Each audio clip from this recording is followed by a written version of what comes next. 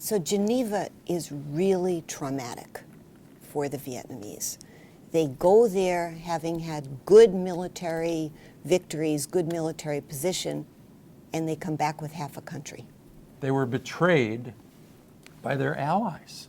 I mean, this puts them in a terrible situation because they're very poor. They're very primitive. It is a 98% agrarian medieval economy in those days. They need everything the Chinese are giving them by way of clothing and food and boots and all that, and the Russians are beginning to give them some state-of-the-art weaponry. They actually have to maintain very good friendly relations with them, always in their own minds, though knowing the limits. And so for decades, really, all of the political decisions and discussions, they're all done in the context of we must make sure that we don't surrender our autonomy and end up like Geneva. And the U.S. did not appreciate that. Huge mistakes happened in the judgments that the policy judgments that people made about how to conduct the war, well, how to conduct relations before the war and then during the war, because they thought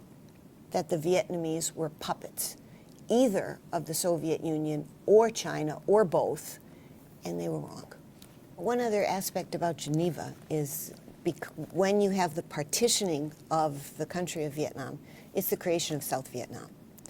And it's the creation of South Vietnam by the Western powers with the agreement of the US.